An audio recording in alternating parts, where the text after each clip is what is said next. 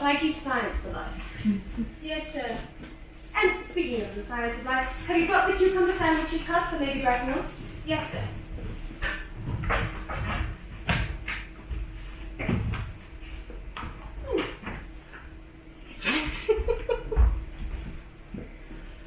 Oh, by the way, Len, I see from your book that on Thursday night when Lord Shoreman and Mr. Worthing were dining with me, 8 bottles of champagne are entered as having been consumed. Yes, sir. 8 bottles. And the pint?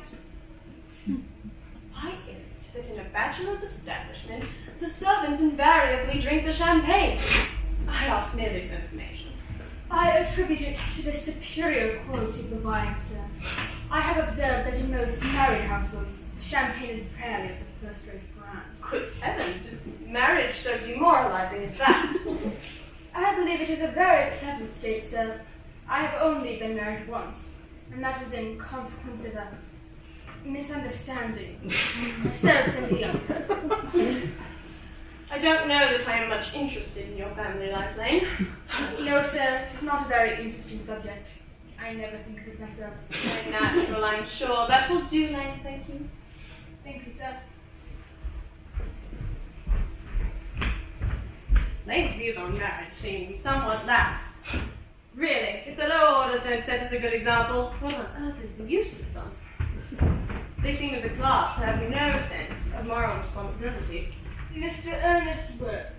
Ah, how are you, my dear? I'm swapping to Upstart. Oh, pleasure. Not sure anywhere. Eating as usual, I see, Archie.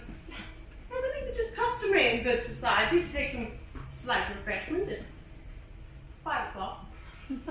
Where have you been since last Thursday? In the country. What on earth do you do there? When one is in town, one muses oneself. When one is in the country, one muses other people, which is excessively boring. And who are the people you amuse? Oh, neighbours. Got nice neighbours in your part of Shropshire? Perfectly horrid, never speak to one of them. How immensely you must amuse them. By the way, Shropshire is your county, is it not? Shropshire is, of course. Hello, why all these cups? Why cucumber sandwiches? Why such breakfast extravagance and one so young? Who's coming to tea? Oh, merely Aunt Augusta and Wendy. How perfectly delightful. Yes, that is all very well, but I'm afraid Aunt Augusta won't quite approve of your being here. May I ask why? My dear fellow, the way you flirt with Gwendolyn is perfectly disgraceful. It's almost as bad as the way Gwendolyn flirts with you. I am in love with Gwendolyn. I have come to town expressly to propose to her. I thought you come up for pleasure. I call that business. How utterly unromantic you are. I really don't see anything romantic in proposing. It's very romantic to be in love, but there's nothing romantic about a definite proposal. Why, one may be accepted. One usually is, I believe, but then the excitement is all over. The very essence of romance is uncertainty. If ever I get married, I shall certainly try to forget the fact. I have no doubt about that, dear Archie. The divorce court was specially invented for people whose memories are so curiously constituted. There's no use speculating on that subject. Divorces are made in heaven. These don't have such proper sandwiches. They are ordered specially for Aunt Augusta. But you haven't eaten them all the time. That is quite a different matter. She's my aunt. Have some bread and butter. The bread and butter is for Gwendolyn. Gwendolyn is devoted to bread and butter. And very good bread and butter it is too. My dear fellow, you need not eat as if you were going to eat it all. You behave as if you were married to her already. You're not married to her already. I don't think you ever will be. Why on earth do you say that? In the first place, girls don't marry the men they flirt with. Girls don't think it right. No, that is nonsense. It isn't. It is a great truth. It accounts for the extraordinary number of bachelors one sees all over the place. place, I don't give my consent. Your consent? My dear fellow, Gwendolyn is my first cousin. And before I allow you to marry her, you shall have to clear up the whole question of Cecily. Cecily? What on earth do you mean? What do you mean, Algernon? Cecily? I don't know anyone who named Cecily. Bring me that cigarette case. Mr. Welding left in the smoking room the last time you dined here. Yes, sir. Do you mean to say you've had my cigarette case all this time? Wish to goodness you'd let me know. I've been writing frantic letters to Scotland Yard about it. I was very nearly offered a large reward. Well, I wish you would offer one. I happen to be more than usually hard up. There's no good in offering a large reward. No thing's found. I think that is rather mean of you, Ernest, I must say. However, it makes no matter. For now that I look at the inscription inside, I find the thing isn't yours after all. Of course it's mine. You've seen it 100 times. You have no right whatsoever to read what is written inside this very ungentlemanly thing to your private cigarette case. It is absurd to have a hard and fast rule about what one should read and what one shouldn't. More than half of modern culture depends on what one shouldn't read. I'm quite aware of the fact, and I don't propose to discuss modern culture.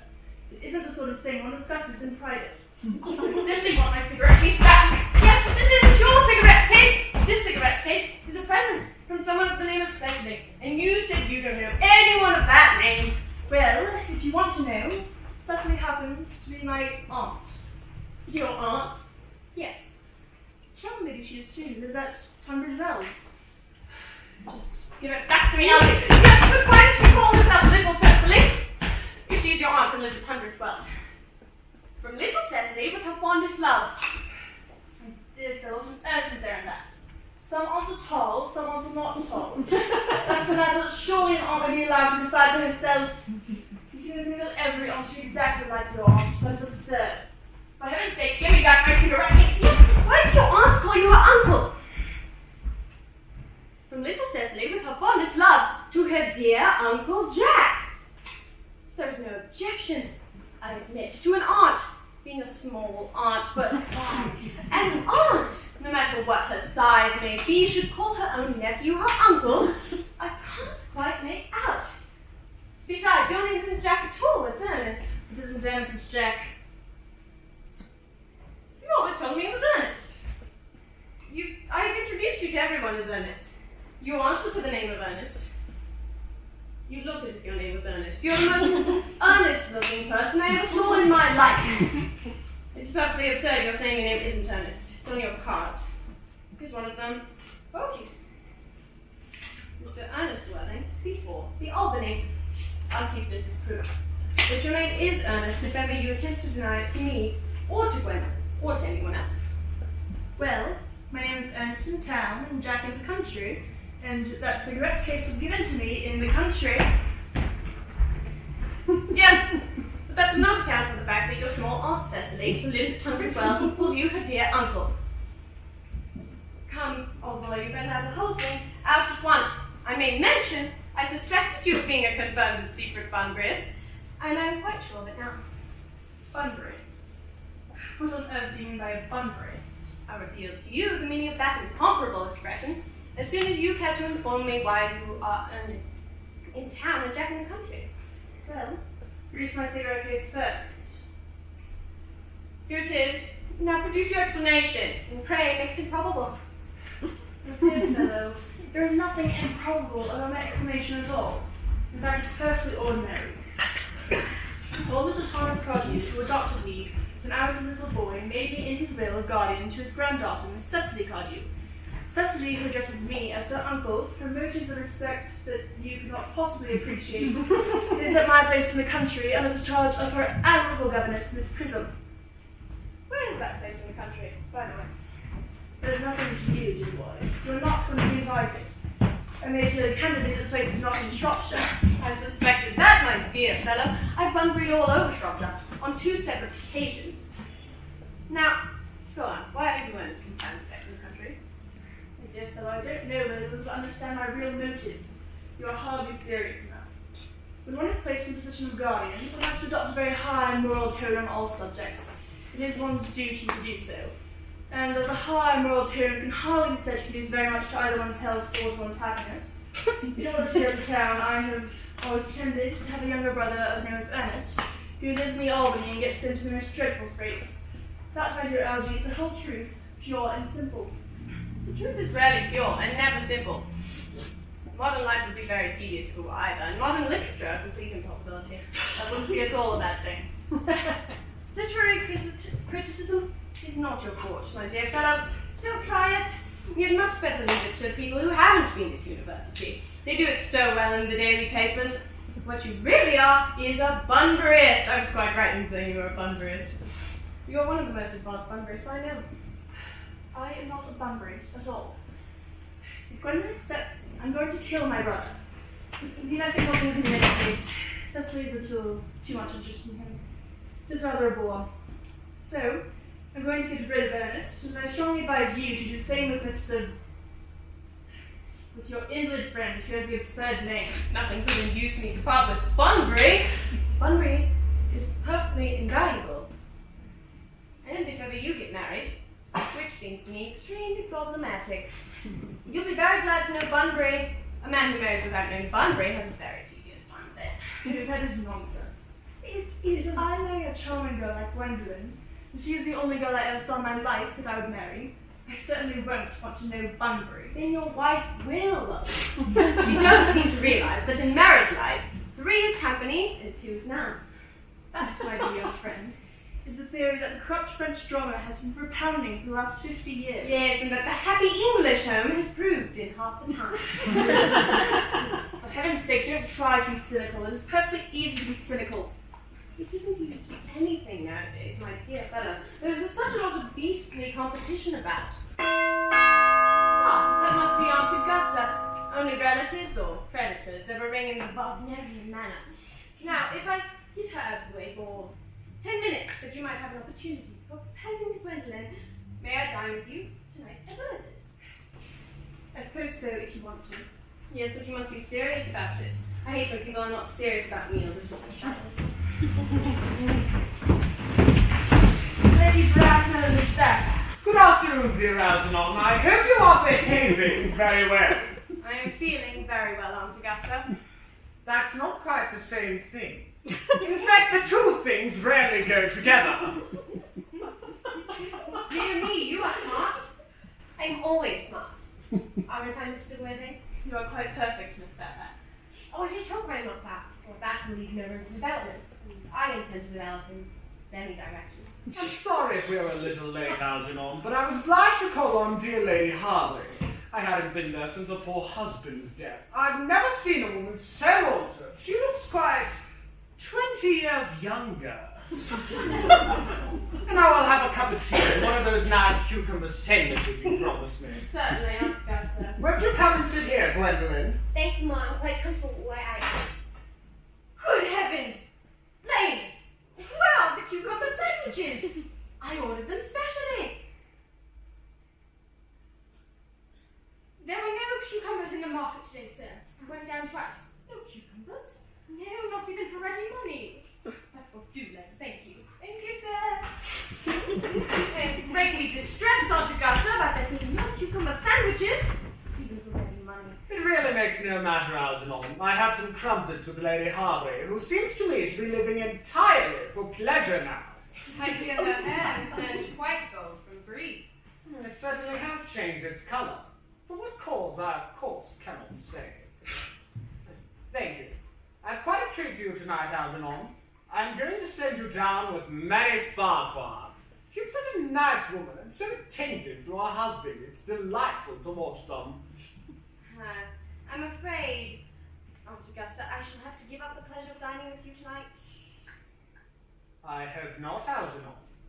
It would put my table completely out. Your uncle would have to dine upstairs. Fortunately, he is accustomed to that. It is a great bore, and I needn't add a terrible disappointment to me, but I've just received a telegram to say that my poor friend Bunbury is very ill again. They seem to think that I should be with him. It is very strange. This Mr. Bunbury seems to suffer from curiously bad health. Yes, poor Bunbury is a dreadful invalid. Well, I must say, Algernon, that I think it is high time that Mr. Bunbury made up his mind whether he was going to live or to die. This shilly-shellying with the question is absurd. Nor do I in any way approve of the modern sympathy of invalids. I consider it morbid. Illness of any kind is hardly a thing to be encouraged in others. Health is the primary duty of life. I'm always telling your poor uncle this, but he never seems to take much notice, as far as any improvements in his ailments go. I should be much obliged if you would ask Mr. Bunbury from me to be kind enough not to have a relapse on Saturday, for I rely on you to arrange my music for me. It is my last reception, and one wants something that will encourage conversation, particularly at the end of the season, when everyone has practically said whatever they had to say, which in most cases was probably not much. I'll speak to Bunbury Aunt Augusta if he's still conscious. I think I can safely promise you that he'll be all right by Saturday. The music, however, is a great difficulty. For if one plays good music, people don't listen, and if one plays bad music, people don't talk. But I'll run over the program I've drawn up if you'll kindly follow me into the next room for a moment. Thank you, Algernon. This is very thoughtful of you. I'm sure the program will be delightful after a few expurgations. French songs I cannot possibly allow. People always seem to think they're improper, and look either shocked, which is vulgar, or laugh, which is worse. But German sounds a thoroughly respectable language, and indeed I believe is so. Gwendolyn, you will accompany me. Yes, Ma.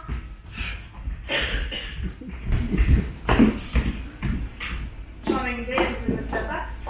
Pray, don't talk to me about the weather, Mr. Worthing. Whenever people talk to me about the weather, I feel quite silly meaning something else. And that makes me so nervous. I do mean something else. I thought so. In fact, I am never wrong. And I would like to be allowed to take advantage of Lady Bracknell's temporary absence. I would certainly advise you to do so. Mamma has heard coming back suddenly into the room that I've often had to speak to her about. Miss Fairfax, ever since I met you, I have admired you more than any girl I've ever met since I met you. Yes, I'm quite aware of the fact, and often wish, in public at any rate, you would be more demonstrative.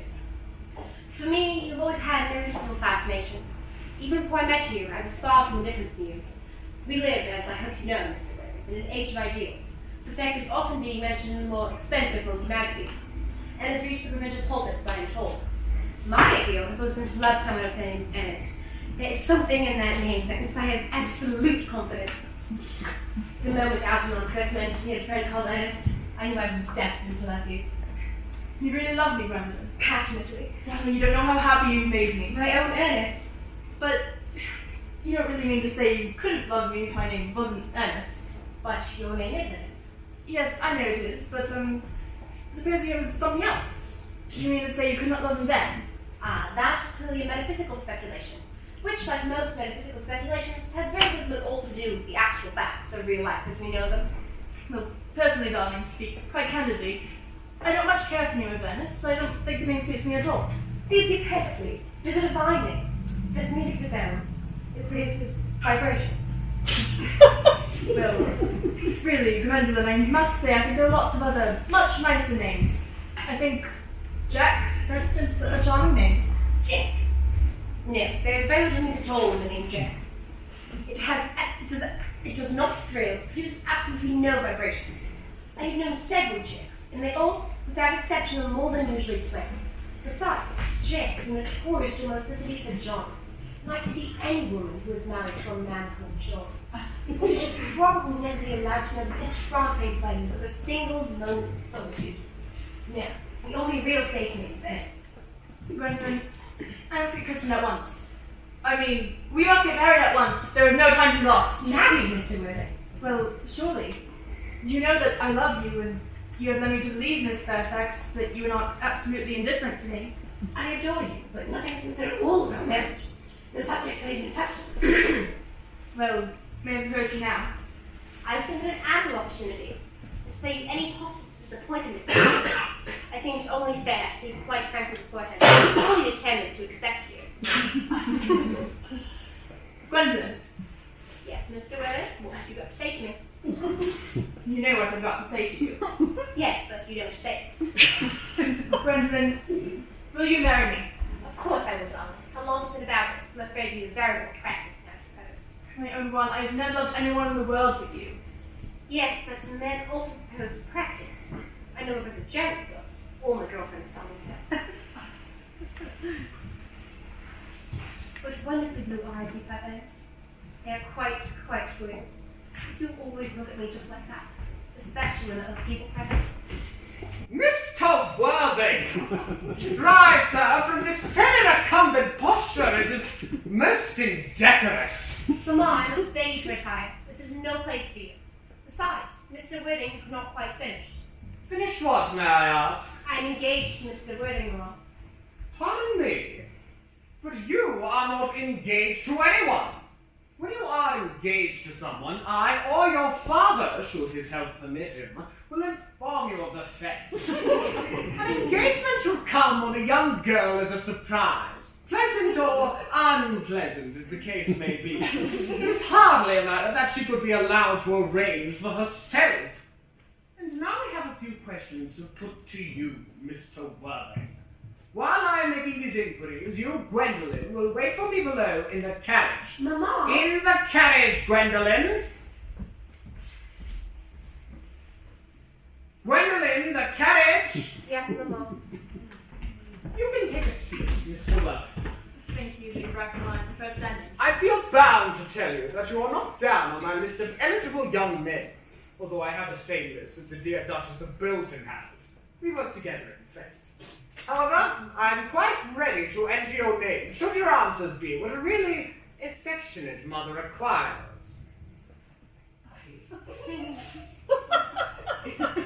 Do you smoke? Though, yes, I must admit I do so. I'm glad to hear it. A man should always have an occupation of some kind. There are far too many idle men in London as it is. How old are you? 29. A very good age to be married at. I have always been of the opinion that a man who desires to get married should know either everything or nothing. Which do you know? I know nothing, Lady Bracknell. I'm pleased to hear it. I do not approve of anything that tampers with natural ignorance. Ignorance is like a delicate, exotic fruit. Touch it, and the bloom is gone. The whole theory of modern education is radically unsound. Fortunately, in England, at any rate, education produces no effect whatsoever. If it did, it would prove a serious threat to the upper classes and probably lead to acts of violence in Grosvenor Square. What is your income? Between 7,000 and 8,000 a year. In land or in investments? In investments, chiefly. That is satisfactory. What between the duties expected of one during one's life and the duties exacted from one after one's death, land has ceased to prove either a profit or a pleasure.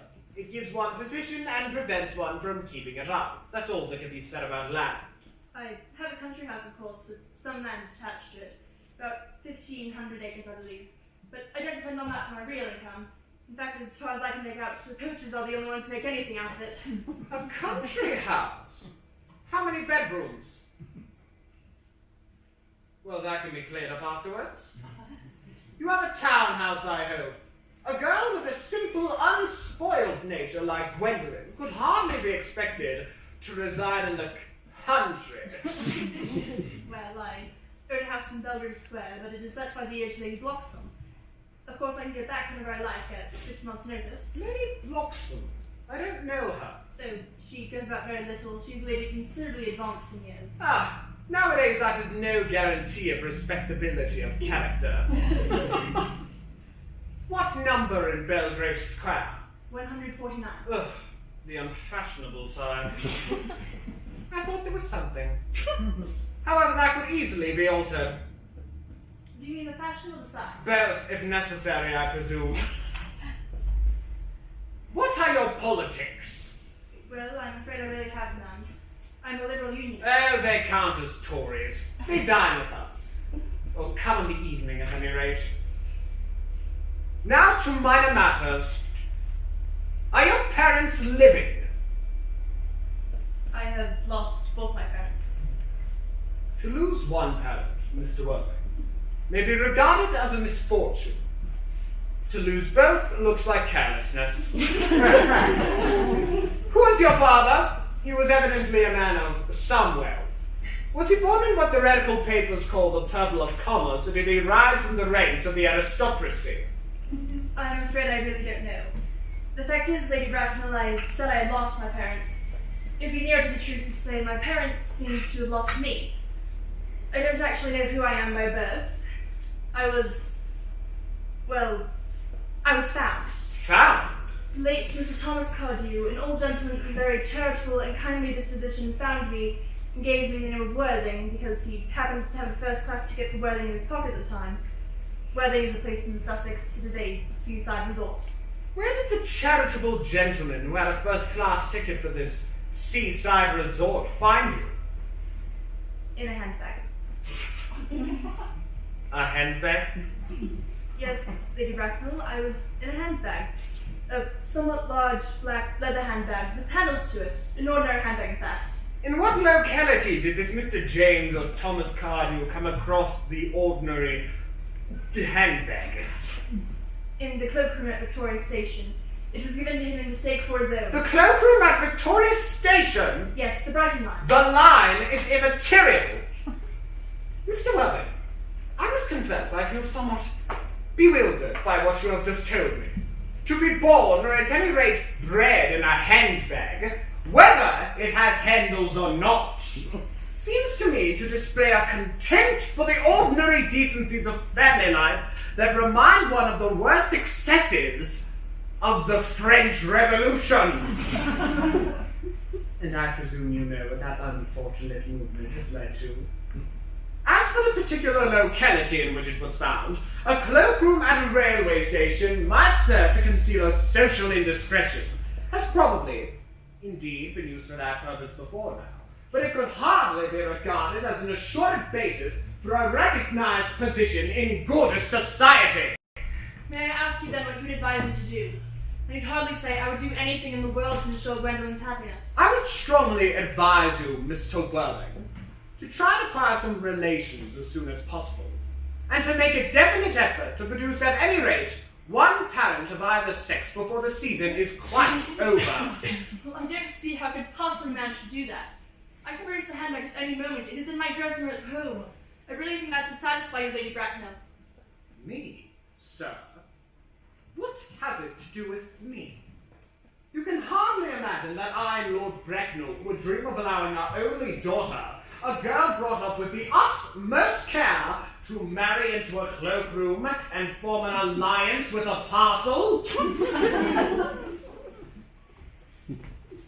Good morning, Mr. Worthing. Good morning.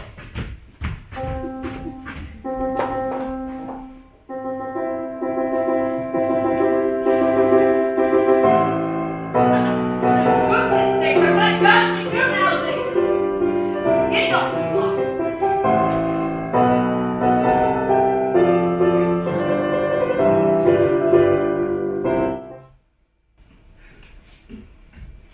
Didn't you go off well, old boy? You don't need to say Gwendolyn refused you.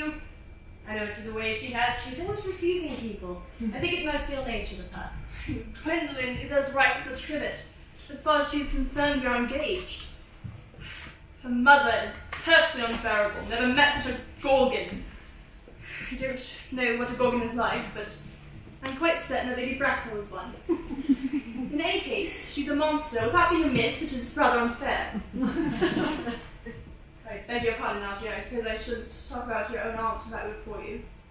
My dear boy, I love hearing my relations abused. It is the only thing that makes me put up with them at all. Relations are simply a tedious pack of people who haven't got the remotest knowledge of how to live, nor the smallest inclination about winter. That is nonsense. It isn't. Well, I won't argue about the matter. You always want to argue about things. Well, that is exactly what things were originally made for. Upon my word, if I got that, I'd shoot myself. You don't think there's any chance of Gwendolyn becoming anything like her mother in about 150 50 years, do you, Algie? All women become like their mothers. That is their tragedy. No man does. That's his. Is that clever? It is perfectly phrased, and quite as true as any observation in civilized life should be. I am sick to death of cleverness. Everybody is clever nowadays. You can't go anywhere without meeting clever people. The whole thing has been an absolute public nuisance. I wish to goodness we had a few fools left. We have. I should extremely like to meet them. What do they talk about? The fools? Oh, about the clever people, of course. By the way, have you told Gwendolyn about your being Earnest in town and Jack in the country? My dear boy, the truth isn't quite the sort of thing one tells to a nice, sweet, refined girl. What extraordinary ideas you have about the way to behave to a woman. The only way to behave to a woman is to make love to her if she is pretty and to someone else if she is plain. Nonsense.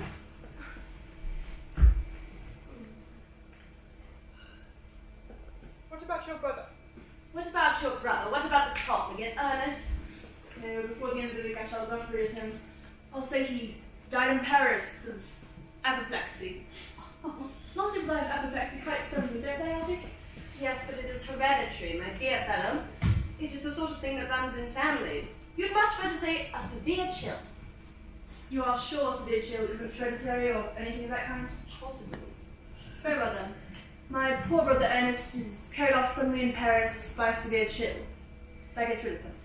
But I thought you said Miss Cardew was a little too much interested in your poor brother Ernest. Won't she feel his loss a good deal? It was all right. Cecily is not a silly romantic girl, I'm glad to say. She's got a capital appetite, goes long walks, and pays no attention at all to her lessons. I would rather like to see Cecily. I'll take very good care, you never do. She's excessively pretty, and she's only just 18. Have you told Gwendolyn you have an excessively pretty ward who is only just 18? One doesn't blurt these things out to people. Cecily and Gwendolyn are perfectly certain to be extremely great friends. I'll bet you anything you like, but half an hour after they've met, they'll become each other's sister. Women only do that when they've told each other on lots of other things first. Now, my dear boy, if we're going to get a good table at Wilson's, we really must go up and dress. Do you know it's nearly 7? It is always nearly 7. Well, I am hungry. I never knew you weren't. What shall we do after dinner? Go to the theatre? Oh, no, I loathe listening. Then let's go to the club. Oh, no, I hate talking. Then we might trot round the Empire at 10. Oh, no, I can't bear looking at things. It's so silly. Then what shall we do? Nothing.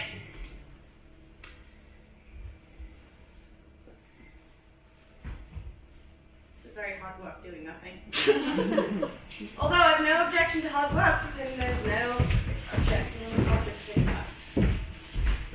Miss Bradley, Good heavens, Gwendolyn. Algie, kindly turn your back. I have something very particular to say to Mr. Worthing. Gwendolyn, I really don't think I can allow this to talk. Algie, you always adopt a strictly immoral attitude towards life. You are not quite old enough to do that. My own darling. Ernest, we never be married. And especially in Laura's face, I feel we never shall. Few parents nowadays pay any regard to what the children say to them. The old-fashioned step to the young is fast dying out. Whatever influence I had on Mamma, I've lost at the age of 3. But although she was prevented from becoming married wife, I may marry someone else, and marry often.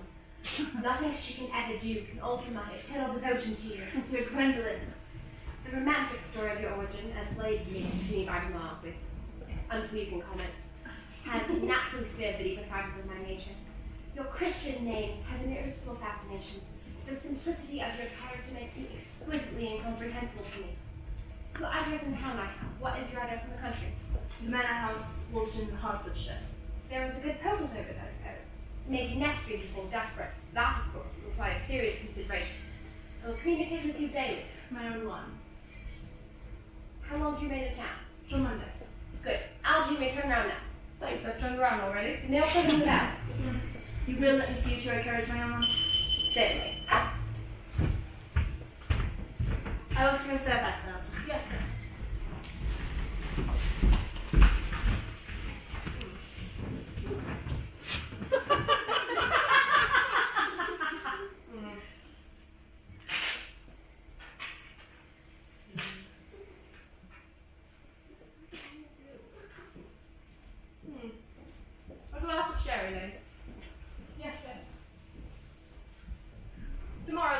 going bunburying? Yes, sir. I shall probably not be back till Monday. You may put up my smoking jacket, my dress clothes, and all the bunbury suits. Yes, sir. I hope tomorrow will be a fine day, Lane. It never is, sir. Lane, you are perfect specimens. I do my best to give satisfaction, sir. There is a sensible, intellectual girl. The only girl I ever cared for in my life. What on earth have you sent me that? Oh, I'm just a little concerned about poor Bunbury, that's all. If you don't take care, your friend Bunbury will get into a serious scrape someday. I love scrapes. They are the only things that are never serious. That is nonsense, Aldi. You never took anything but nonsense. Nobody ever does.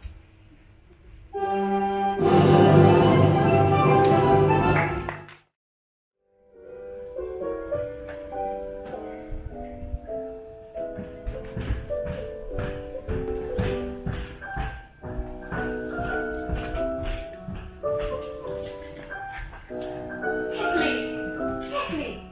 Surely such excellent travelling occupation as the watering of flowers is so remote and than yours, especially at a moment when intellectual pleasures await you. Pray sit down. Open to page 15. We will repeat yesterday's lesson. But I don't like German. It isn't at all a becoming language. I know perfectly well. I was quite plain after my German lesson. Child, you know how anxious your guardian is that you should improve yourself in every way. He laid particular stress on your German seasoning for towns today. Indeed, he always lays particular stress on your German seasoning for town. Dear Uncle Jack is so very serious. Sometimes he's so serious, I think he cannot do quite well. Your guardian enjoys the best of health. His gravity of demeanour is especially to be commended on one so comparatively young as he is. I know no one with a higher sense of duty or responsibility. I suppose that's why Doctor was a little bored when we were out together. Cecily, I am surprised at you. Mr. Worthing has many troubles in his life. Idle merriment and triviality would be out of place in this conversation. You must remember his constant anxiety about it. Fortunate young man, his brother. I wish Uncle Jack would allow that unfortunate young man and his brother to come down here sometimes. He might have good influence over Miss Prism. I'm sure you certainly would. You know German and geology and things of that kind influence a man very much. I'm not sure that even I could use any effect on a character that, according to his own brother's admissions, irretrievably weak and vacillating. Indeed, I'm not sure that I would desire to offend him. I am not much in favour of this modern mania of turning bad people into good at a moment's notice. As a man sows, so let him reap. You must put away your diaries, Cecily. I'm not sure what you should keep a diary at all. I keep a diary in order to enter all the wonderful secrets of my life. If I didn't write them down, I should probably forget all about them. Memory, my dear Cecily, is a diary of your paragraph class. Yes, but it usually chronicles the things that have not happened and couldn't possibly have happened. I believe memory is responsible for nearly all the 3-volume novels Moody sends us. Do not speak slightly of the 3-volume novels. I wrote myself in my early days. Did you really, Miss Prism? How wonderfully clever you are. I hope it did not end happily. I don't like novels that end happily. They depress me so much. The good and happy and the bad and happy. That is what fiction means. I suppose so, but it seems very unfair. And was your novel ever published?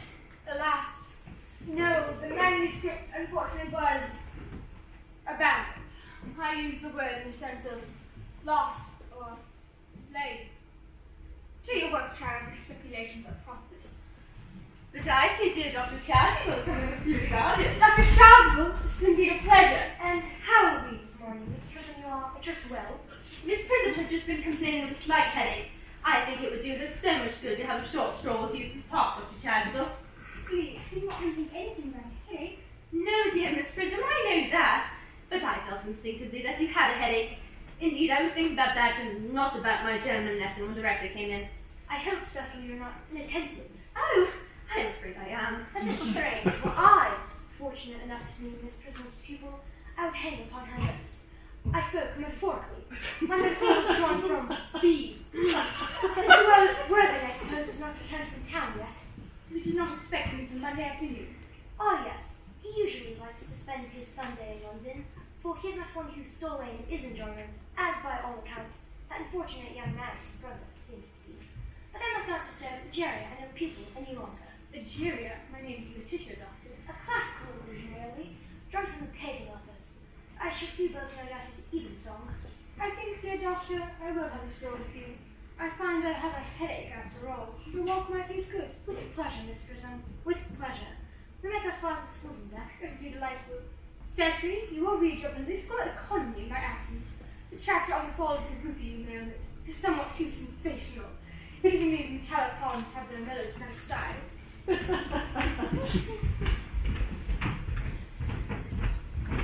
Horrid political economy, horrid geography, horrid German.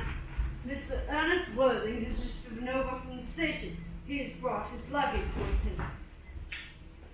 Mr. Ernest Worthing before the Albany West. Uncle Jack's brother, did you tell him Mr. Worthing was in town? Yes, miss. He seemed very much disappointed. I mentioned that you and Miss Prism were in the garden. He said he was anxious to speak to you privately for a moment. Ask Mr. Ernest Worthing to come here. I suppose he's got a talk with the housekeeper about to bring to him. Yes, miss. I have never met any really wicked person before. I feel rather frightened. I'm so afraid you look just like everyone else. He does! You are my little cousin Cecily, I'm sure. You are under some strange mistake. I'm not little. In fact, I believe I am more than usually tall for my age. Because I am your cousin Cecily. And you, I see from your card, are Uncle Jack's brother, my cousin Ernest. My wicked cousin Ernest. Oh, but I'm not really wicked at all, cousin Cecily. You mustn't think that I'm wicked. If you are not, then you've certainly been deceiving us all in a very inexcusable manner. I hope you've not been leading a double life, pretending to be wicked and being really good all the time. That would be hypocrisy. Well, of course I have been rather reckless. I'm glad to hear it. In fact, now that you mention the subject, I have been very bad in my own small way. I don't think you should be so proud of that.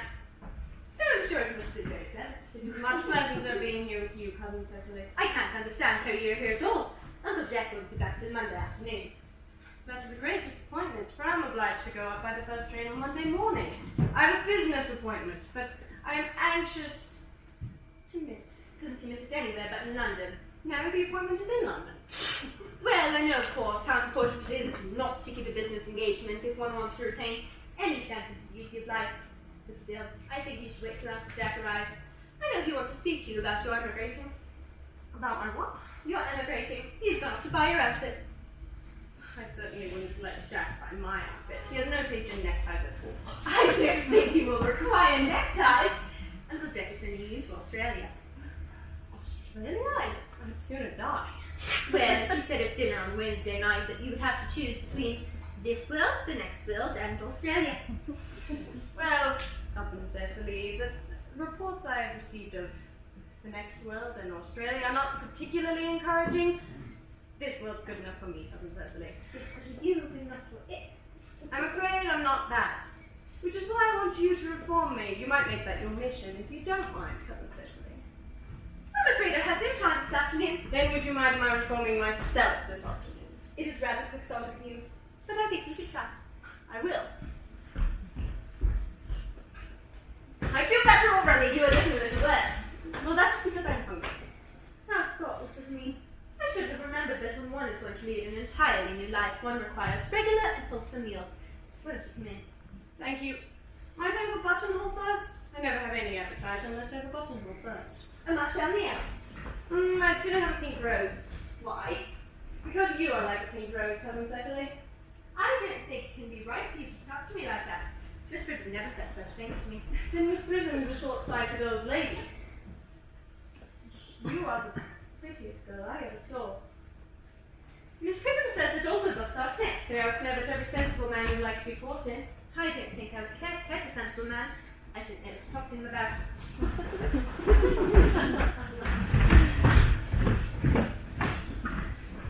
You are too much alone, dear Dr. Tarsidy. You should get married. A misanthrope I can understand. Humbug, never. Believe me, I do not deserve so neologistic a phrase. The precept as well as the practice of the primitive church was distinctly against matrimony. Which is obviously the reason why the primitive church is not lasted at the present day. And you do not seem to realize, dear doctor, that by persistently remaining single, a man can raise himself into a permanent public reputation. But to be more careful, this very celibacy leads weak professors astray. But is a man not equally attractive when married? No married man is ever attractive, except to his wife. And often I've been told, not even to her. That depends on the intellectual sympathies of the woman. Maturity can always be depended on. Ripeness can be trusted. Young women are green. I spoke horticulture. Magnet falls from fruits. But where is Cecily? Perhaps she followed us to the schools. Mr. Worthing. Mr. Wilde, This is indeed a surprise. It's not with you to Monday afternoon. I have returned sooner than I expected. Dr. Chasuble, I hope you are well. dear Mr. Worthing, I trust this God of road does not token some terrible calamity. My brother. More shameful debts and extravagance. Still leading a life of pleasure.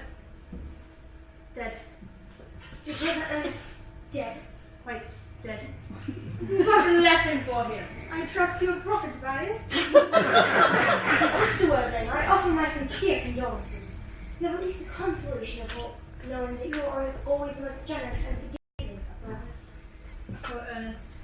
He had many faults, but it is a sad, sad blow. Very sad indeed. Were you with him at the end? No, he died abroad. In Paris, in fact. I had a telegram last night from the manager of the Grand Hotel. Was the cause of death mentioned? A severe chill, it seems. As a man sows, so let him reap. Charity, dear Miss Prison, charity. None of us are perfect. I myself am peculiarly susceptible to drugs. Will the interment take place here? No, he seems to express a desire to be buried in Paris. In Paris? I fear that hardly points to any very serious state of mind at the last. You will no doubt wish me to make some slight allusion to this tragic domestic affliction next Sunday. My sermon on the meaning of the man in the wilderness can be adapted to almost any occasion, joyful or, as in the present case, distressing. I preached it at harvest celebrations, christenings, confirmations, on days of humiliation, and festival days. The last time I delivered it was in the cathedral as a charity sermon on behalf of the Society of the Prevention of Discontent among the upper orders. The bishop who was present was much struck by some of the analogies I drew. Oh, that reminds me. You mentioned christenings, I think, to the doctor. I suppose you know how to christen all right? I mean, you are continually christening, aren't you? It is, I regret to say, one of the rector's most constant duties in this parish. I've often spoken to the poorer classes on the subject. They don't seem to know what thrift is. But is there any particular infant in whom you are interested in, Mr. Worthing? Your brother, I believe, unmarried, was he not? Yes. People who live entirely for pleasure, yeah. But it is not for any child, dear doctor. No, I'm very fond of children. The fact is, I would like to christen myself this afternoon if you have nothing better to do. But surely, Mr. Worthing, you've been christened already. I don't know anything about it.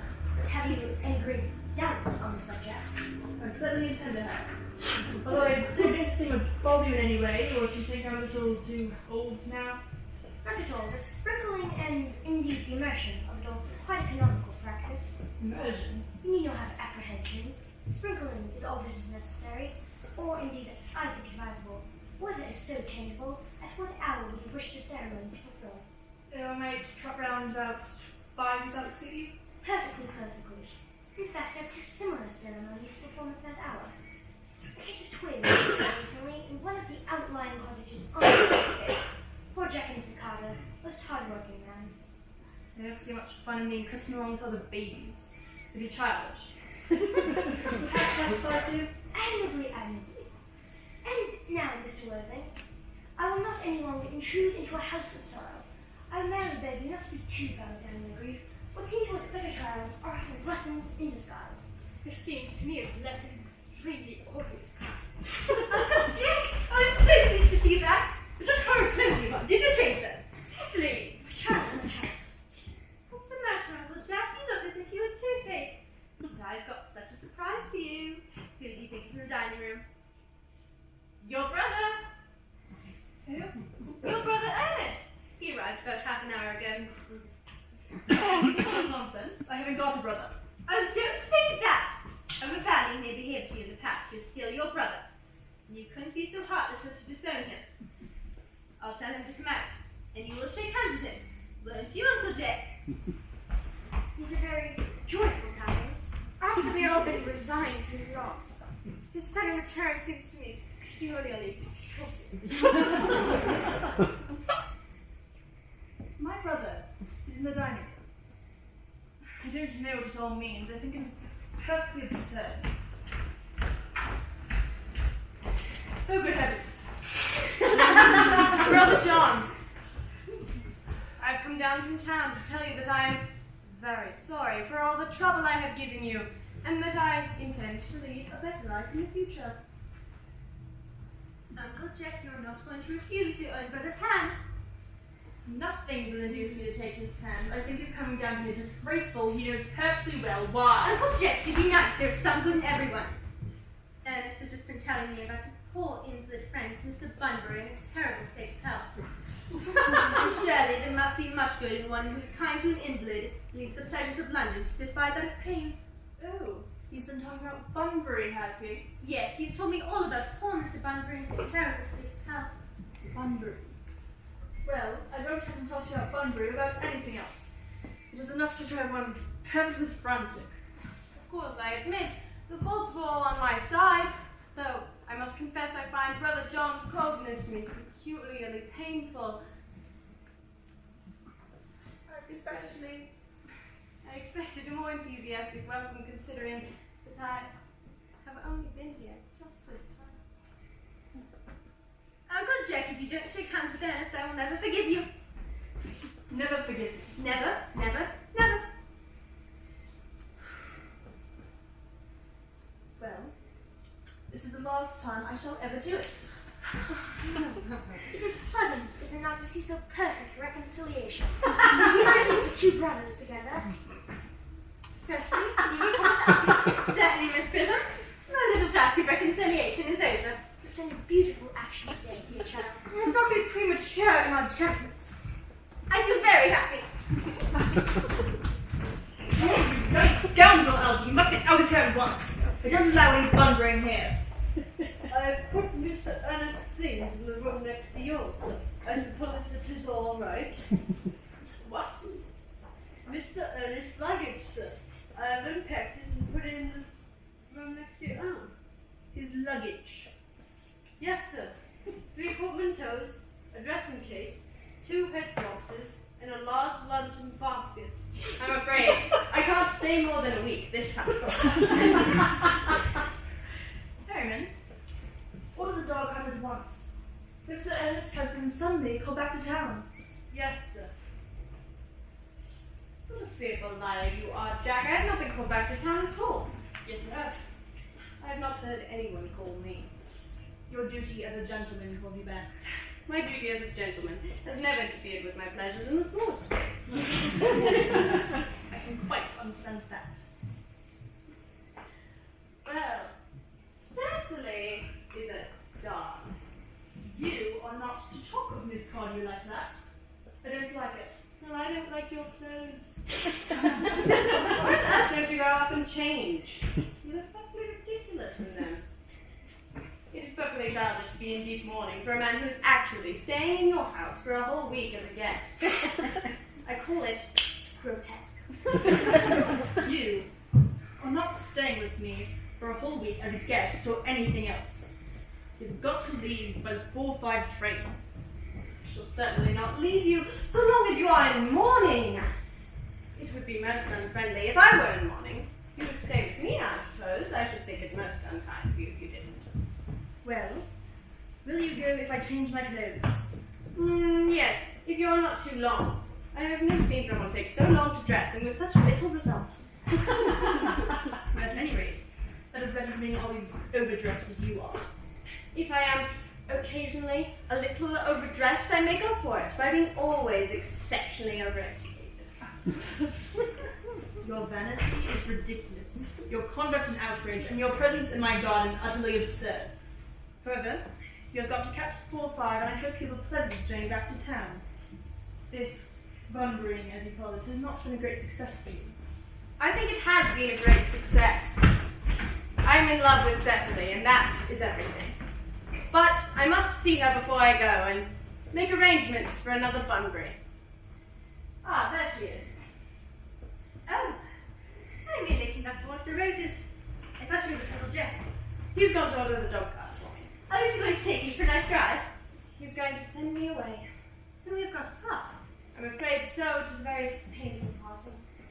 It is always painful to part from people whom one has just known for a very brief space in time. The absence of old friends one can endure with equanimity.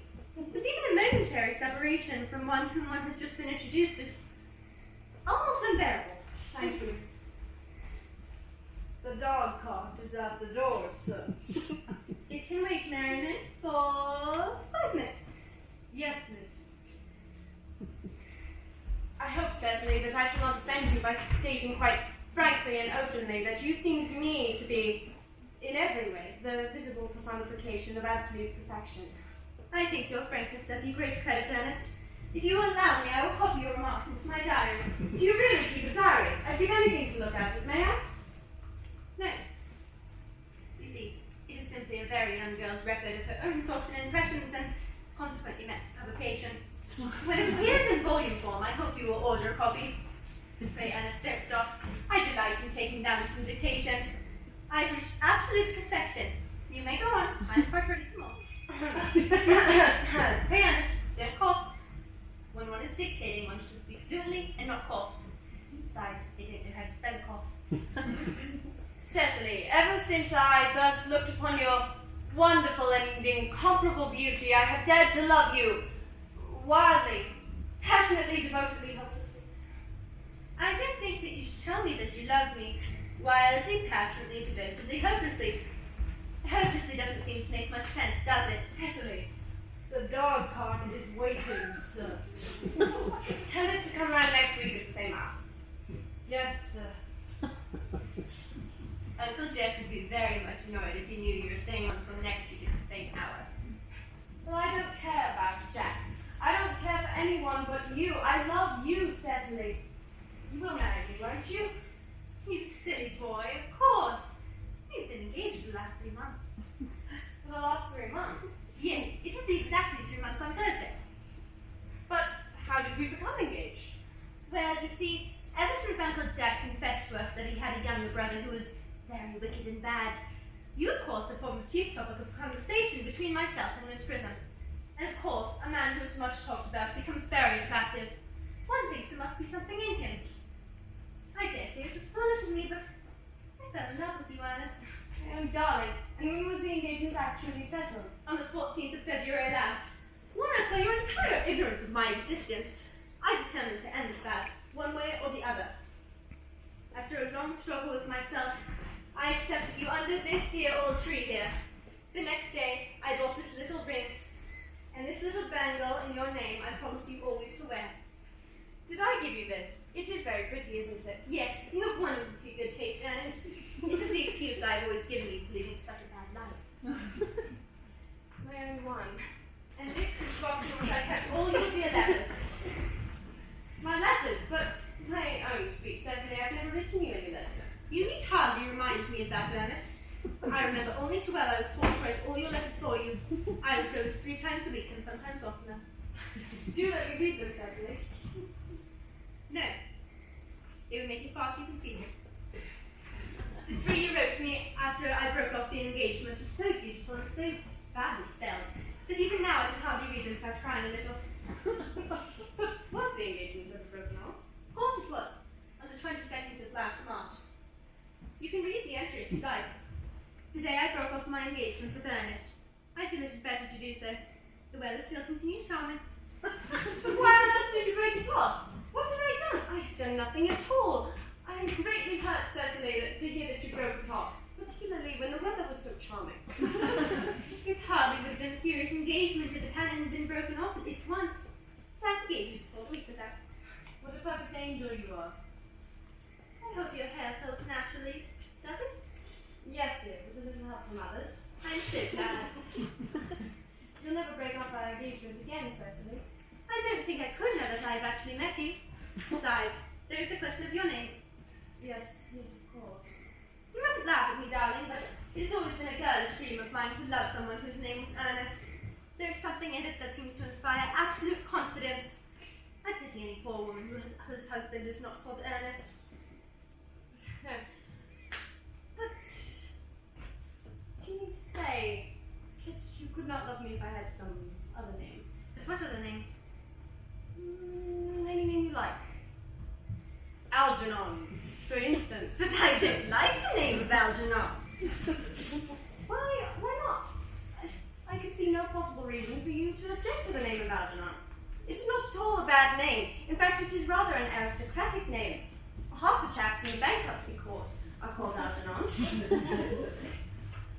But seriously, Cecily, if my name was Algy, couldn't you love me?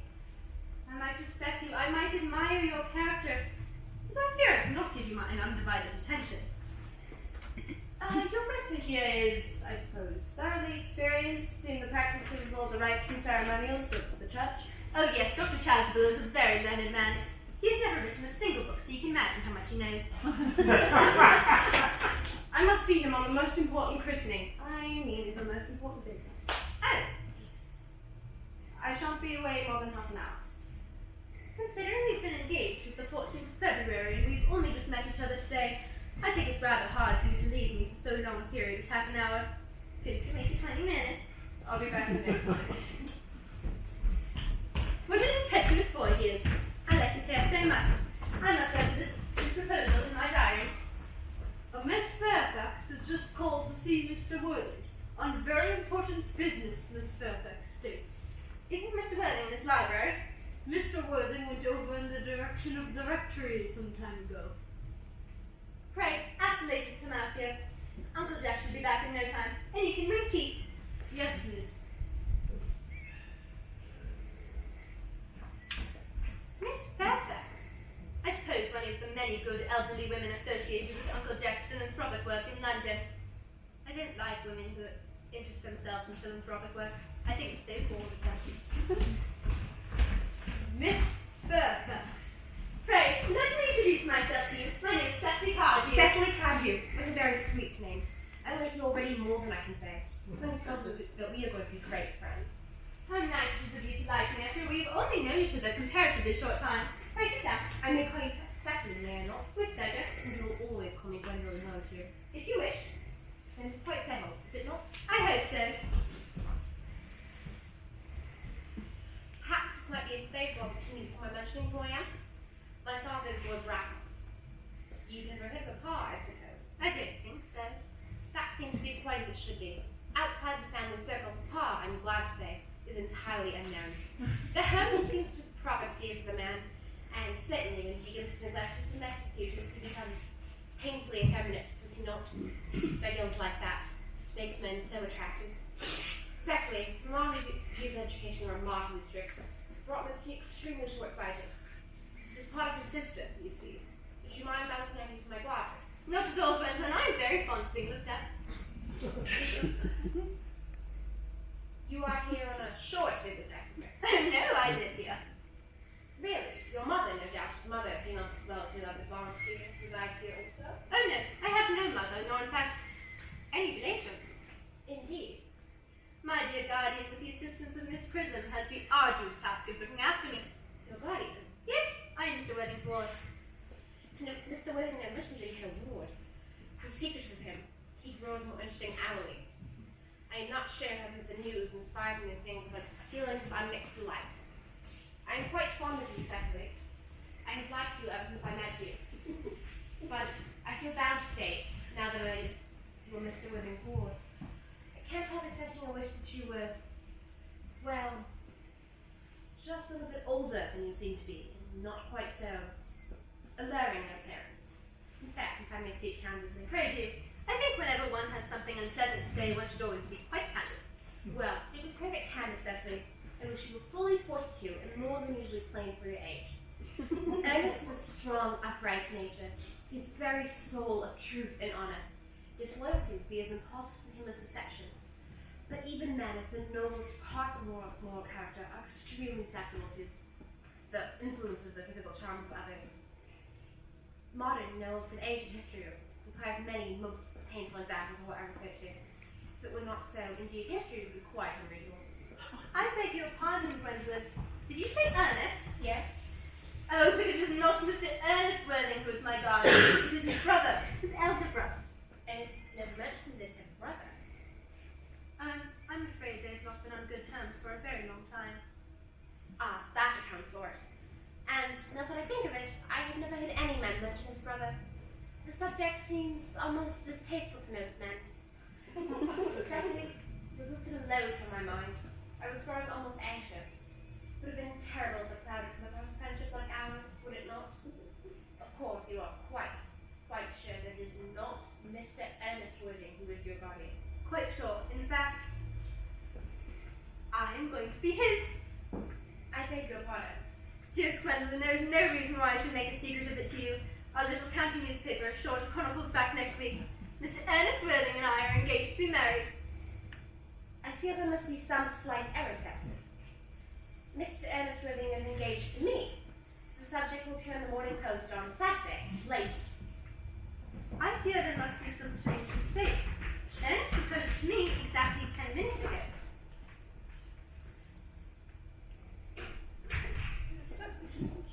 That is certainly very curious, for he was meeting his wife yesterday afternoon at 5:30. If you would care to verify the incident, pray do so. I never travel without my diary. One must always have something sensational to read in the train. I am so sorry, Cecily, if there's any disappointment to you. Because I am afraid I have to cry at the play. It would distress me more than I can tell you, dearest Gwendolyn, if it caused you any mental or physical anguish. But I feel bound to point out that since Ernest proposed to you, he only has changed his mind. Poor fellow has been trapped into any foolish promise. I shall consider it my duty to rescue him with a firm hand. Whatever entanglement my dear boy may have gotten into, I will never reproach him with it after we are married. Do you allude to me, Miss Cardew, as an entanglement? You are presumptuous. On occasions like these, it becomes more than a moral duty to speak one's mind. It becomes a pleasure. Do you suggest, Miss Fairfax, that I entrapped Ernest into an engagement? How dare you? This is no time for wearing the shallow masculine manners. When I see a spade, I call it a spade. I am glad to say that I have never seen a spade. It is obvious our social spheres are vastly different. Shall I lay tea you as usual, miss? Yes, as usual. Are there many nice walks in the vicinity, Miss Cardew? Oh yes, a great many. From the top of one of the hills quite close by, one can see 5 counties. 5 counties. I don't think I should like that. I hate crowds. I suppose that's why you live in town. Quite a well-kept garden this is, Miss Cardew. So glad you like it, Miss Fairfax. I had no idea there were any flowers in the country. Oh, flowers are almost as common here, Miss Fairfax, as people are in London. Personally, I can't imagine how anybody manages to exist in the country. If anybody who is anybody does. Ah, this is what the newspapers call agricultural depression, is it not? It is almost an epidemic amongst the aristocracy, I am told. May I offer you some tea, Miss Fairfax? Thank you. Detestable girl. But I require tea. Sugar? No, thank you. Sugar is not fashionable anymore. Or bread and butter? Bread and butter. Cake is rarely seen in the best houses nowadays. And that to Miss Fairfax?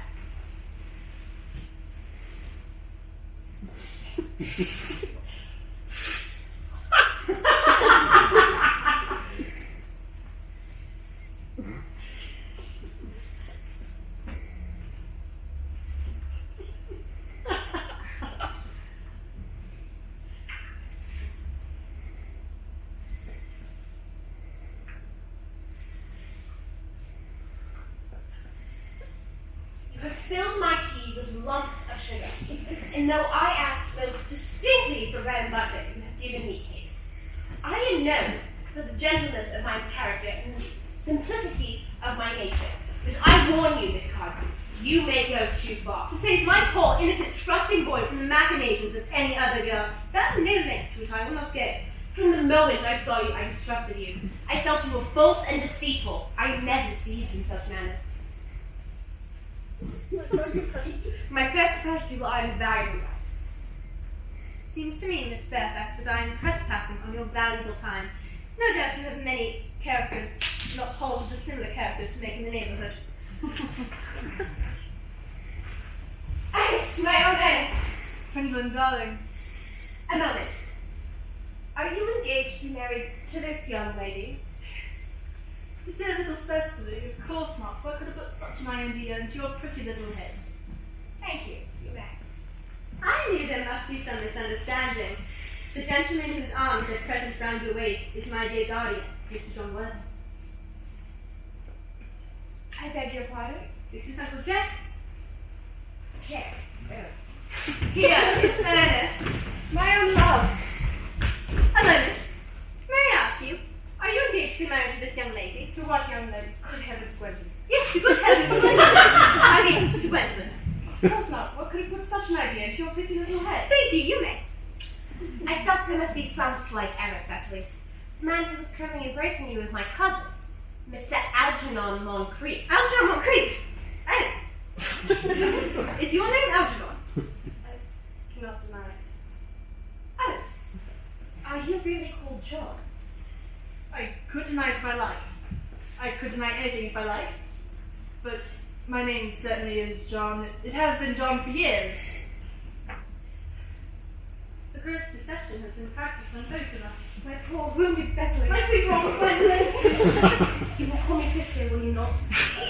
This is one question I would like to be allowed to ask my dear guardian. And Anna, my dear. Mr. Whitney, it's just one question I would like to be permitted to put to you. Where is your brother Ernest? We are both engaged to be married to your brother Ernest. So it is a matter of quite some importance to us to know where your brother Ernest is at present. Gwendolyn, Cecily, it is very painful for me to be forced to speak the truth. It is the first time in my life I have ever been reduced to such a painful position. And I'm really quite inexperienced at doing anything of the kind.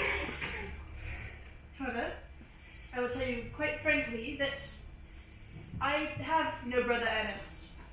I have no brother at all. I never had a brother in my life, and I certainly have not the smallest intention of ever having one in the future. No brother at all? None. Had you never a brother of anyone? Never. Not even of any kind. Seems to me, I'm afraid it's quite clear. I'm afraid it's quite clear to Cecily that neither of us is engaged to marry to anyone. It's not a very pleasant position for a young girl to suddenly find herself in, is it? Let us go in, perhaps. There will hardly be much powers there. No. Men are so cowardly, aren't they?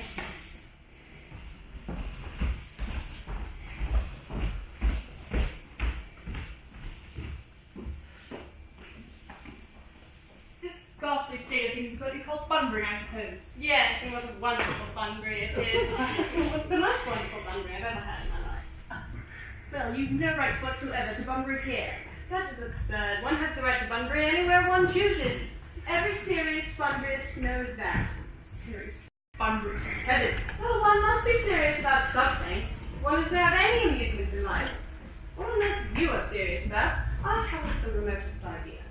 That's everything I should fancy. You're such an absolutely trivial nature. Well, the only small satisfaction I have in the whole of this wretched business is that your friend Bunbury is quite exploded. You won't be able to run down to the country quite so often as you used to, dear Algie. And a very good thing, too. Your brother is a little off colour, isn't he, dear Jack? You will not be able to disappear to London quite so often as your really custom was, and not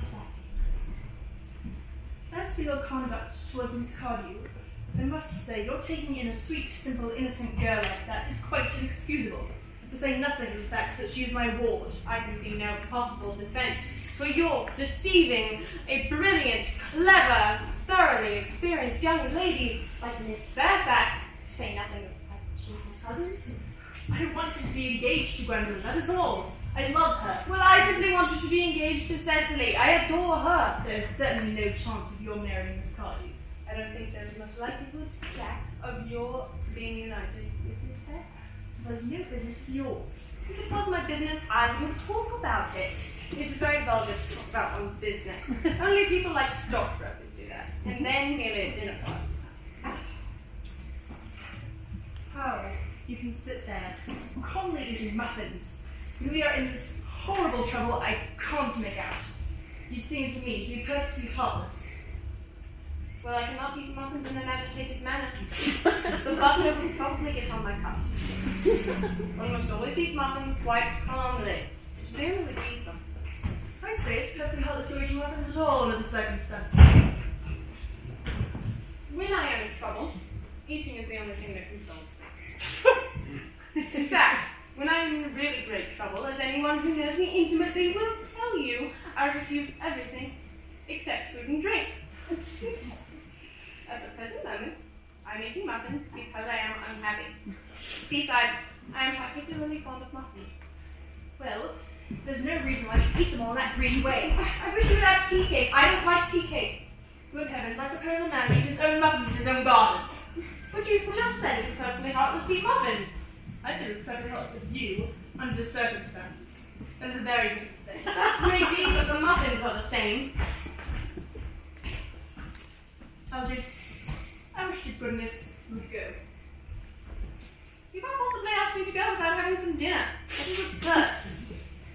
I never go without my dinner. Nobody ever does except vegetarians and people like that. Besides, I have just made arrangements with Dr. Chartwell to be christened at 5:45 under the name of Earnest. My dear fellow, the sooner you go with that nonsense, the better. I made arrangements this morning with Dr. Charleston to christen myself at 5:30. And now I'm actually taking with Ernest. Gwendolyn will wish it. We can't both be christened Ernest, it's absurd. Besides, I have a perfect right to be christened if I like. There's no evidence at all that I've ever been christened by anybody. I should think it extremely probable I never was, and so is Dr. Chasuble. It's entirely different in your case. You have been christened already. Yes, but I have not been christened for years. Yes, you have been christened. That is the important thing. Why so? So I know my constitution can stand it. If you are not entirely sure of your ever having been christened, I think it's most dangerous you venturing on it now. It might make you very unwell. You could hardly have forgotten that someone very closely connected with you was very nearly carried off this week in Paris by a severe chill. Yes. But you said yourself the severe chill was not hereditary. It used to be, I know, but I dare say it is now. Science is always making wonderful improvements. Nonsense, you're always talking nonsense. Just you at the muffins again. I wish you would have tea cake, but I hate tea cake. Why on earth then do you allow for it to be served up to your guests? Extraordinary ideas now about hospitality. Algernon, I've already told you to go. I don't want you to hear. Why don't you go? I've not finished my tea yet. Besides, you're still too muffin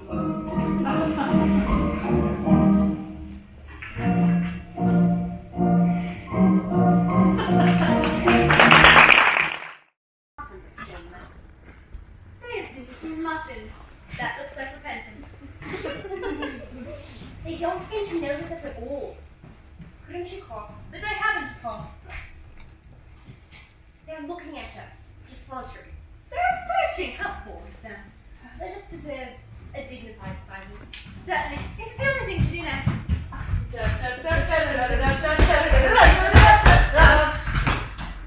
This dignified silence seems to produce an unpleasant effect. And then a tasteful language. You will not be the first to speak. Certainly not. Mr. Wiggin, you're very particular out you. Much depends on your reply. With a noble nature you have, Gwendolyn. Mr. Moncrief, kindly answer me the following question. Why did you pretend to be my guardian's brother?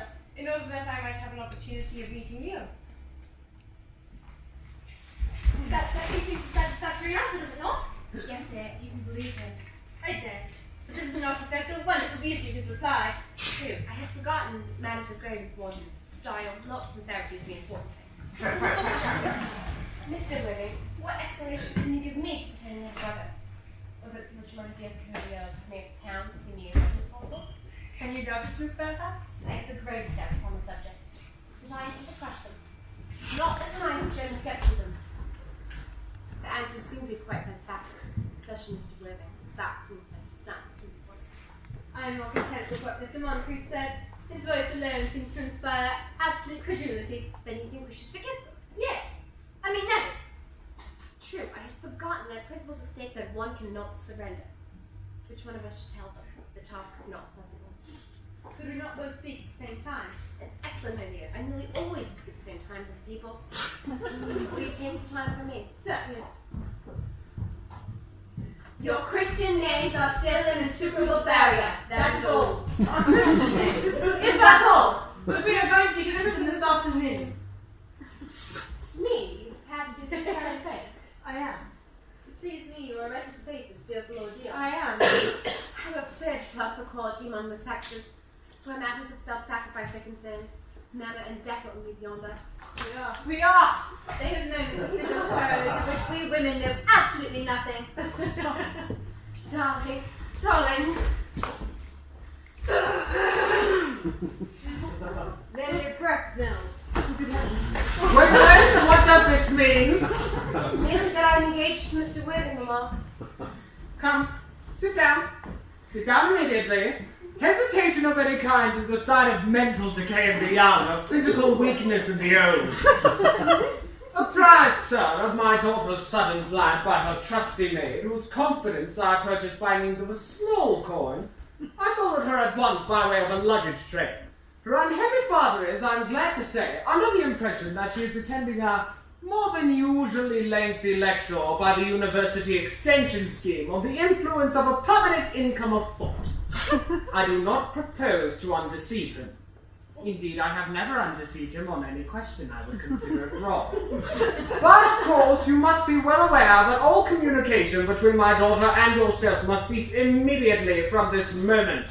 On this point, and indeed on all points, I am firm. I am engaged to be married to Wendell and Lady Bracknell. You are nothing of the kind, sir. And now as regards Algernon. Algernon? Yes, May I ask if it is in this house that your invalid friend, Mr. Bunbury, resides? Bunbury? Oh, no. Bunbury doesn't live here. Bunbury is somewhere else at present. In fact, Bunbury is dead. Dead? When did Mr. Bunbury die? His death must have been extremely sudden. Oh, I killed Bunbury this afternoon. I mean, more Bunbury this afternoon. What did he die of? Oh, he was quite exploded. Exploded? Was he the victim of a revolutionary outrage? I was not aware that Mr. Bunbury was so involved in social legislation. If so, he is well punished for his morbidity. My dear Aunt Augusta, I mean he was found out. See, the doctors found out that Bunbury could not live. That is what I mean, so Bunbury died. You seem to have had great confidence in the opinion of his physician. I'm glad, however, that he made up his mind at the last to some definite course of action and acted under proper medical advice. Now that we have finally got rid of this Mr. Bunbury, Mr. Worthing, may I ask, who is that young person whose hand my nephew Algernon is now holding in what seems to me a peculiarly unnecessary manner? That lady is Miss Cecily Cardew, my ward. I'm engaged to be married to Cecily, Aunt Augusta. I beg your pardon? Mr. Moncrief and I are engaged to be married, Lady Bracknell. I do not know whether or not there is something peculiarly exciting in the air in this particular part of Hertfordshire, but the number of engagements that go on seems to me considerably above the proper average that statistics have laid down for our guidance. I believe some preliminary inquiry on my part should not be out of place. Mr. Worthing, is Miss Cardew at all connected with any of the larger railway stations in London? I merely desire information. Until yesterday, I had no idea there were any families or persons whose origin was a terminus. Miss Cardew is the granddaughter of the late Mr. Thomas Cardew of 149 Belgrave Square, Southwest, Gervais Park, Dorking, Surrey, and the Sporran, Fifeshire, NB. That sounds not unsatisfactory. 3 addresses always provide confidence, even in tradesmen. But what proof have I of their authenticity? I have carefully preserved the court guides of the period. They are open to inspection, Lady Bracknell. I have known strange errors in that publication. Miss Cardew's family solicitors are Messrs. Markby, and Markby. Markby, and Markby. A firm of the very highest position in their profession. Indeed, I'm to be told that one of the Mr. Markbys is occasionally to be seen at dinner parties. So far, I am satisfied.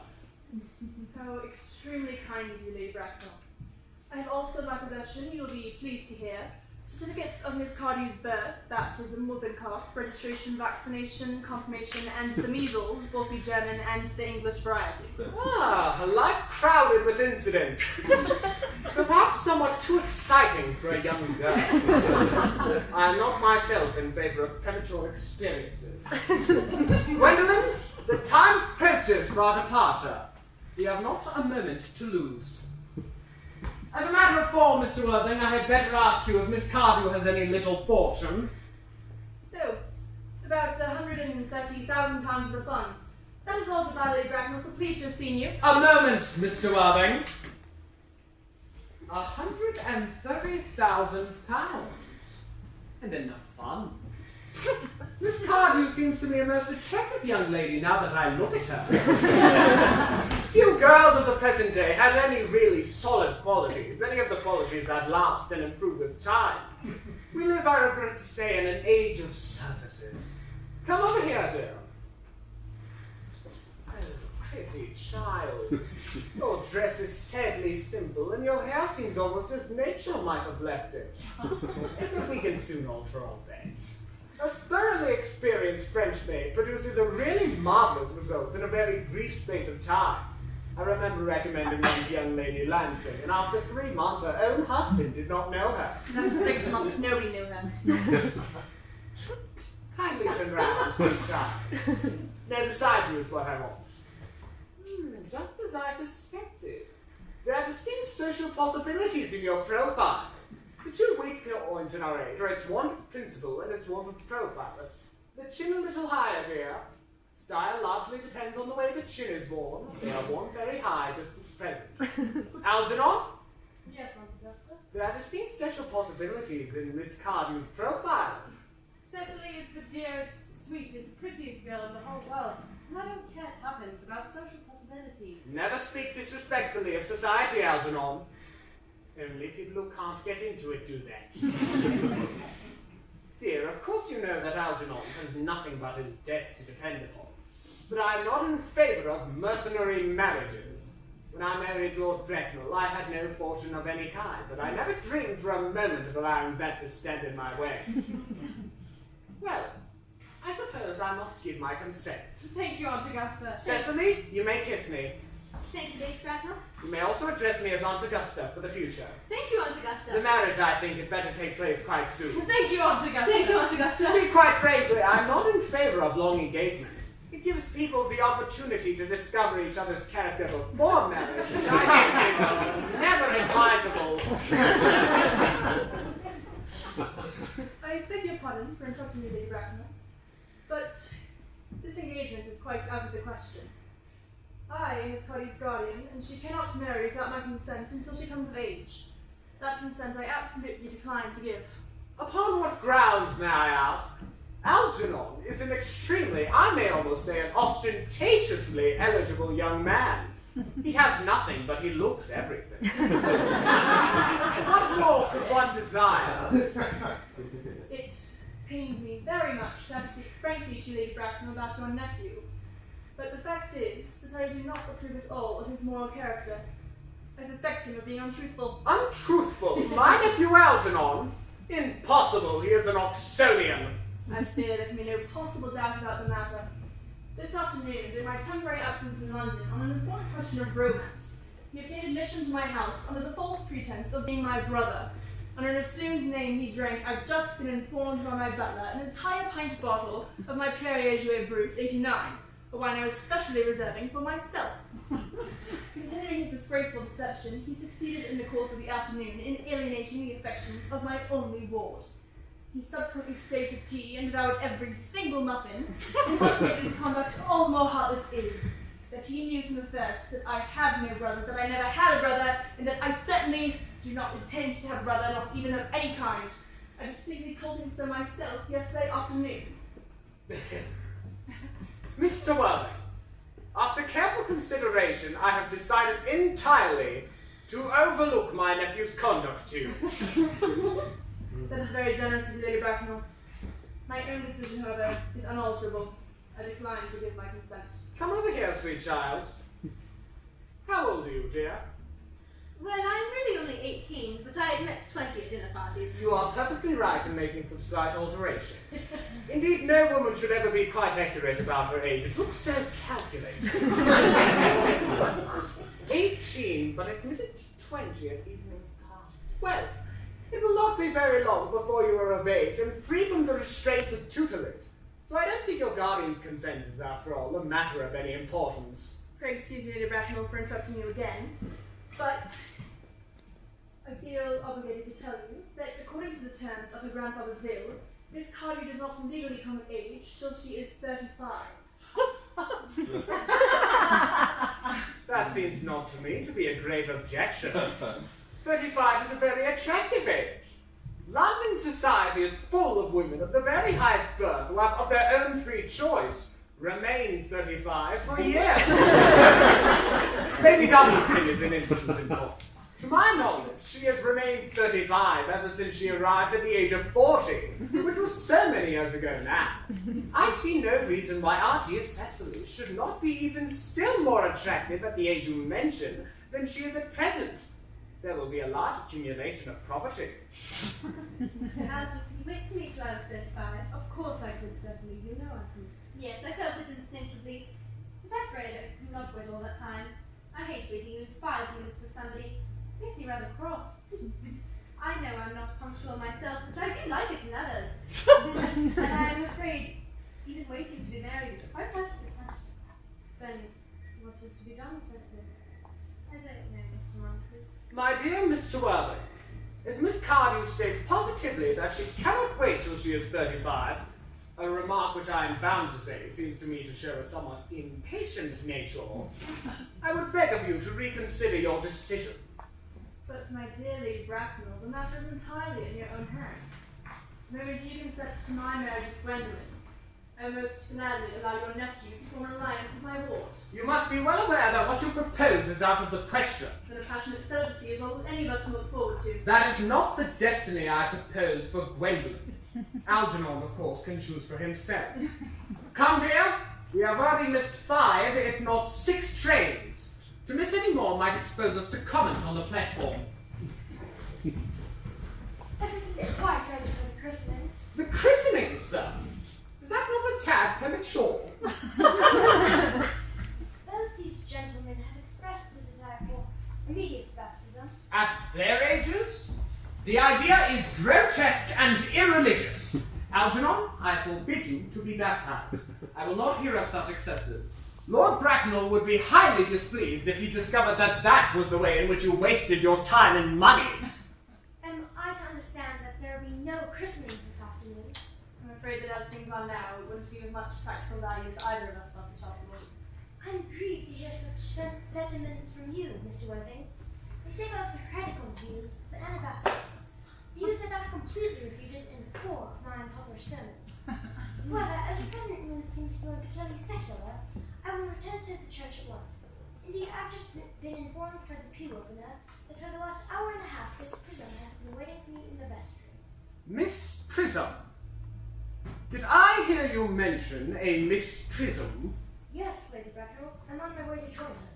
Pray, allow me to detain you for a moment. This matter may be one of vital importance to Lord Bracknell and myself. Is this Miss Prism a female of repellent aspect? Remotely connected with education? She's the most cultivated of ladies and the very picture of respectability. It is obviously the same person. May I ask what position she holds in your household?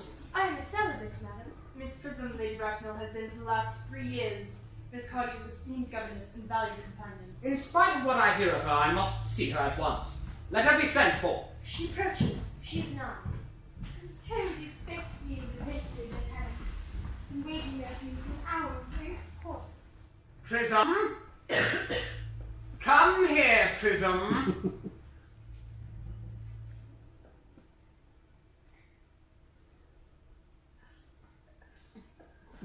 Prism? Where is that baby? 28 years ago, Prism, you left Lord Bracknell's house, number 104, Upper Grosvenor Street, in charge of a perambulator that contained a baby of the male sex. You never returned.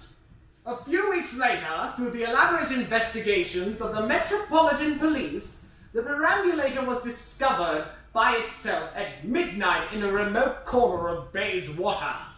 It contained the manuscript of a 3-part novel of more than usually revolting sentimentality. But the baby was not there. Prism, where is that baby? Lady Bracknell, I am ashamed that I do not know. Plain facts of the case are these. The morning of the day you mentioned, that is forever branded on my memory, I had as usual to take the baby out of its perambulator. I had also with me a somewhat old but compendious handbag, in which I had intended to place the manuscript of a work of fiction that I had written during a few of my unoccupied hours. A moment of mental abstraction that proceeded to place the manuscript in the bassinet, and the baby in the handbag. But where did you deposit the handbag? Do not ask me, Mr. Worthy. Miss Prism, this is a matter of no small importance to me. I insist on knowing where you deposited the handbag that contained that infant. I placed it in one of the larger railway stations in London. Which railway station? Victoria. Brighton. I must retire to my room for a minute. Gwendolyn, wait here for me. If you are not too long, I will wait for you all my life. What do you think this means, Lady Bracknell? I dare not even suspect, Dr. Chasuble.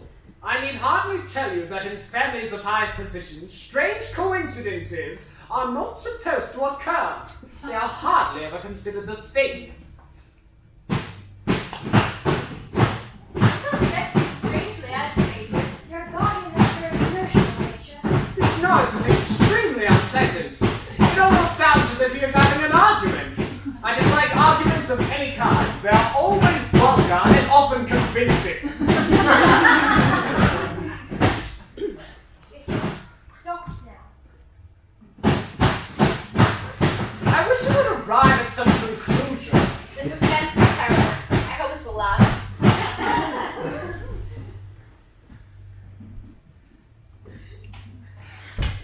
Is this the handbag, Miss Prism? Examine it carefully before you speak. The happiness of more than one life depends on your answer. Seems to be right. Yes. Here is the injured received in the setting of the Gow Street omnibus, younger in a couple of days. And here, on the lining, sustained if received through the explosion of a temperance beverage in London. And here, in the lock, are my initials. I had forgotten that in an extravagant mood I had them placed there. The bag is undoubtedly mine. I'm so glad to have it so unexpectedly restored to me. It's been a great inconvenience being found here.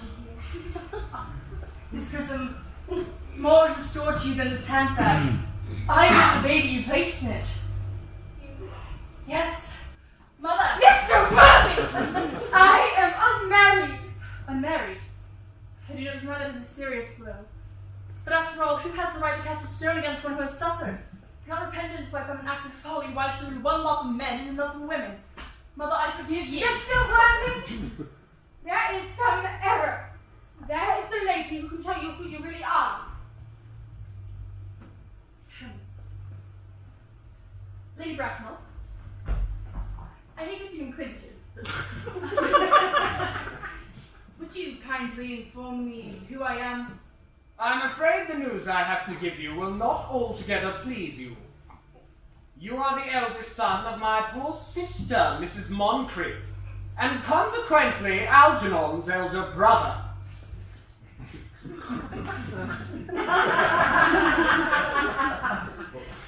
Algy's elder brother. Then I have a brother after all. I knew I had a brother. I always said I had a brother. Cecily, how would you have ever doubted that I had a brother? Dr. Chasuble, my unfortunate brother. Miss Prism, my unfortunate brother. Gwendolyn, my unfortunate brother. Algernon, you young scoundrel, you'll have to treat me with more respect in the future. You know, treated man like a brother on all good life.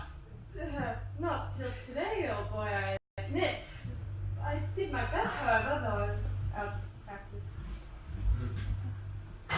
My own? What are you? What is your Christian name? Now she would become someone else.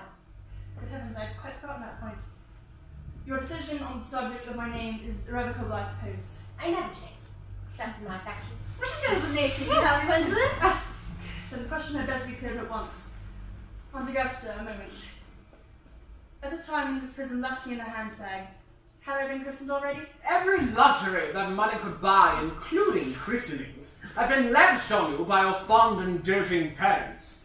Then I was christened, that is settled. Now, what name was I given? Let me know the worst. Being the eldest, you naturally were christened after your father. Yes, but what was my father's Christian name?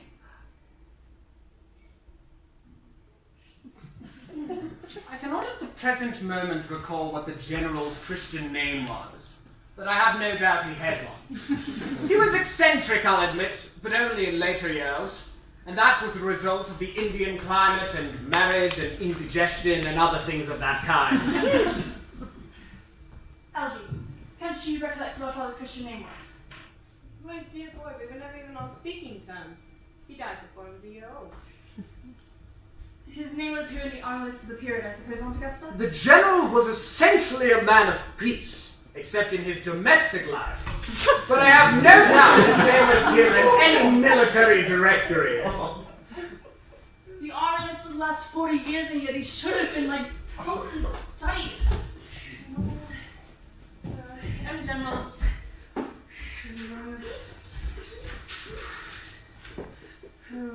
Malum, Magston, Magley, what ghastly names they have.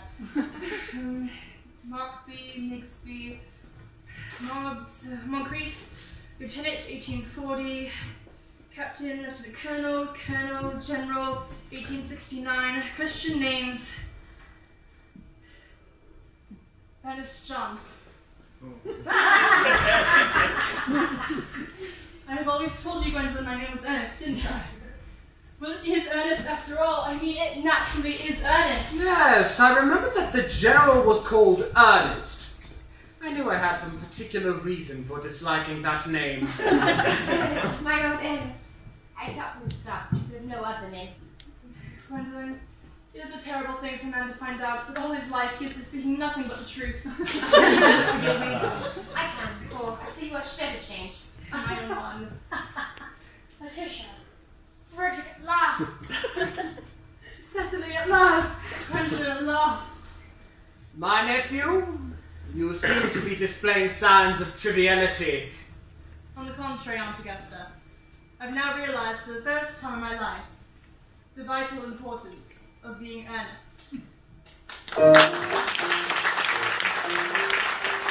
Woo!